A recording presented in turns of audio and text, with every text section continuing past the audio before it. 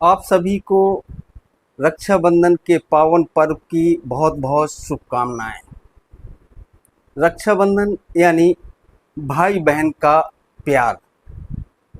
इसी पर हम आपको लेकर आए हैं एक ऐसे भाई बहन की कहानी जो इतिहास के सुनहरे पन्नों पर दर्ज है। इस कहानी में भाई मरने के बाद भी प्रकट होता है और बहन की लाज बचाता है। बने रहिए मेरे साथ, बताएंगे पूरी कहानी और कहाँ पर है यह स्थान। मेरा अभिवादन टीकमगढ़ से स्वीकार करिए।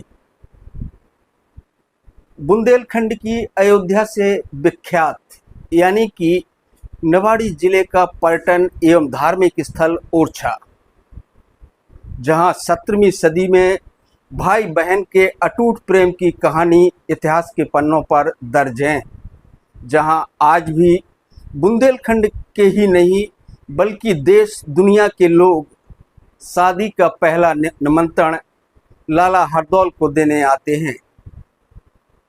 17वीं सदी के बीच में इस भाई बहन की अटूट प्रेम कहानी जो आज तक जीवित है।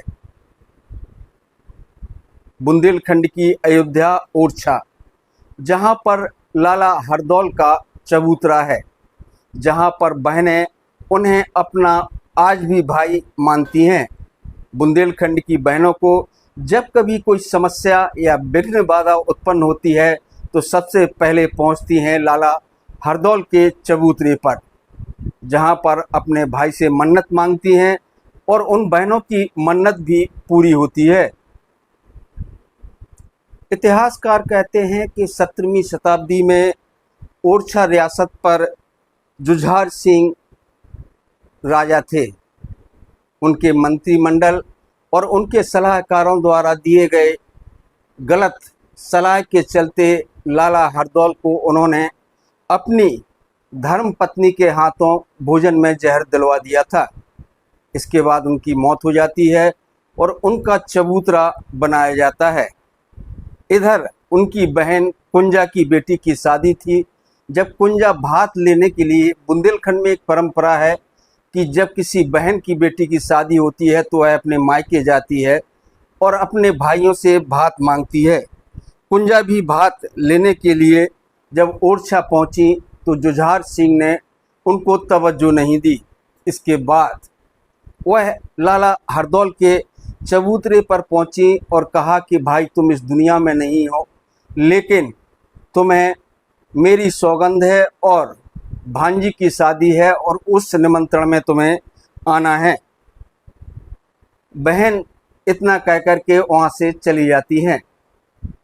इतिहासकार कहते हैं और इस तरह की किंवदंतियाँ हैं कि जब हरदौल की बहन कुंजा की बेटी की शादी होती है तो वहाँ पर गाड़ियों में सामान भर के पहुँचता है। बैलगाड़ियाँ चल रही थी तो बैलगाड़ियों में सामान पहुँचता है।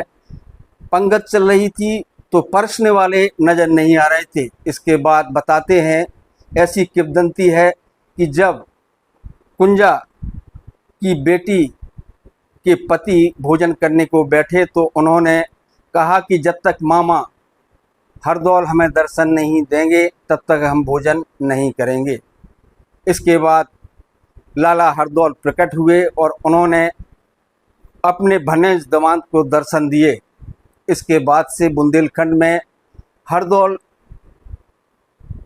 जन नायक के रूप में यानी कि लोक नायक के रूप में पूजे जाने लगे। इतिहासकार और किंवदंतियों पर आधारित इस भाई बहन की अटूट प्रेम कहानी पर क्या कहते हैं हरदौल चबूतरे के पुजारी, जरा उनको सुनते हैं। बुंदेलखंड में हरदौल जी को भाई के समान माना जाता है। बुंदेलखंड की समस्त बहनें रक्षाबंधन के दिन यहाँ आके विशेष रूप से राखी बांधती हैं और महाराज जी से भाई के रूप में, रक्षा के रूप में प्रार्थना करती हैं कि हमारी रक्षा करें। और या इसके अलावा भी बुंदेलखंड में जो भी मंगलिक कार्य होते हैं तो हरदौल जी को विशेष रूप से मंगलिक कार्यों में प्रथम आमंत्रण के द्वारा आमंत्रित करके उनको पूजा जाता है और आवेदन दिया जाता है कि आइए हमारे मंगलिक कार्य को सफल करें। तो देखा गया है कि हरदौल जी का आशीर्वाद आज भी बुंदेलखंड के हर घर में पहुंचता है और मंगलिक कार्यों में सहायता प्रदान करता है। कुल कितने लोग आते हैं रोजाना? रोजाना हजारों की संख्या में यहाँ तीर्थगढ़ इसके पीछे की कहानी क्या है पंडित जी? हरदौल जी का क्या है कि ये विशेष रूप से इनका भात का महत्व रहा है, क्योंकि ये मरने के बाद भी अपनी बहन को भात लेके पहुँचे थे। क्योंकि ये मर चुके थे फिर भी इनकी भांजी की शादी हुई, तो इनकी बहन इनसे भात मांगने के लिए आए हैं कि आप हाथ में सम्मिलित हैं, भांजी को शादी में आप आमंत्रित हैं, मामा का जो दायित्व है पूर्ण कीजिएगा। क्योंकि ये मर चुके थे फिर भी बहन ने आग्रह किया, तो उस समय ने एक आग्रह किया बहन से कि जाओ जिस दिन इनकी शादी होगी भांजी की उस दिन मैं आऊँगा। तो जिस दिन इनकी भांजी की शादी रही उस दिन ये दतिया प्रकट हुए मृत्यु उपरांत। और भात की जो भी प्रक्रिया होती है बुंदेलखंड में मामा के द्वारा मरने के उपरांत इनने अपनी भांजी के यहाँ प्रकट होके की। जैसे प्रकट हुए उस समय तो बहन ने एक आग्रह किया उस समय कि आप इसी रूप में रह के जिस प्रकार हमारा कार्य किया इसी रूप में भविष्य में जो भी आपको बुलाए सबके यहाँ इसी रूप में जाके उनके कार्यों को संपन्न करें। तभी से बुंदेलखंड में हरदौल जी को भाई के रूप में मामा के रूप में विशेष रूप से माना जाता है। और जो भी यहाँ पर मंगलिक कार्य होते हैं यहीं से चालू करते हैं आमंत्रित करके। और ये देखा गया है कि आज भी इनका आशीर्वाद पूर्ण रूप से वहाँ पहुँचता है।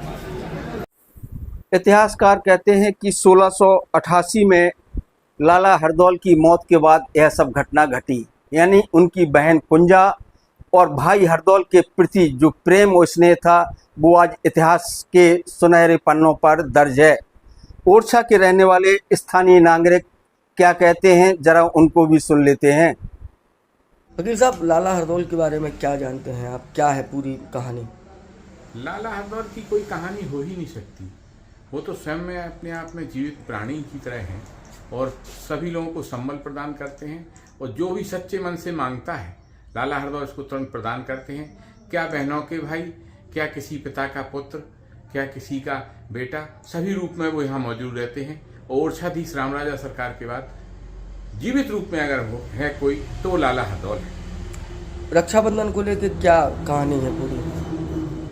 ये सब ओरछा में तो रोज ही रक्षाबंधन मनाया जाता है। लाला हरदौल की जो स्थल है हरदौल बैठका है। रक्षाबंधन वैसे वर्ष में एक बार आता है, लेकिन लाला हरदौल के यहाँ प्रत्येक बहन रोज ही जो मन्नत मांगने आती है वो बहन भाई के रिश्ते के रूप में ही मांगने आती है। अच्छा, तो मतलब बुंदेलखंड की बहनों के भाई हैं वो? बुंदेलखंड की बहनों के भाई हैं। और एक आपकी नॉलेज के लिए और बता दूं, वो मेहदीपुर सरकार में जो सेना है वो लाला हरदौल की ही सेना है। दीवान सरकार जो है वो लाला हरदौल ही है।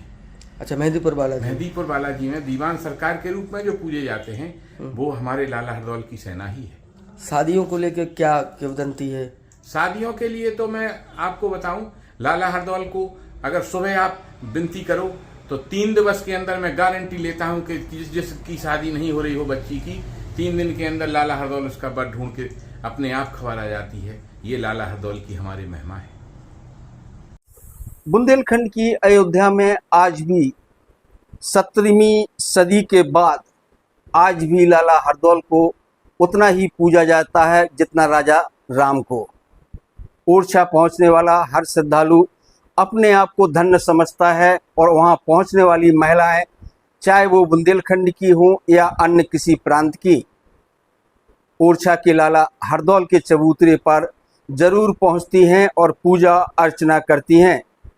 ऐसी ही एक महिला मुझे मिली जो महाराष्ट्र से आई थी। क्या कहती हैं वह महिला, जरा इनको भी आप सुन लीजिए। कहाँ से आई हैं आप? हाँ जी, मैं महाराष्ट्र से जलगांव जिले से भुसावल से आई हूँ। अच्छा, क्यों आई हैं?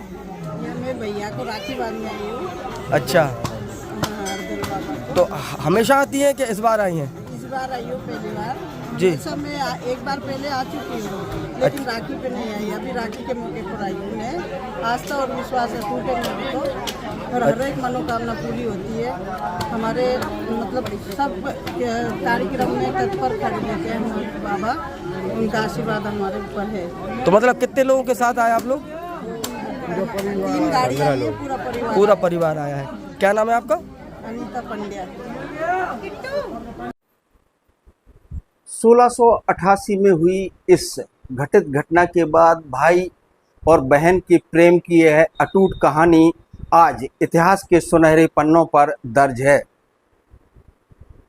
मुझे दीजिए इजाज़त, फिर मिलेंगे एक नई कहानी के साथ, आपसे होंगे रूबरू।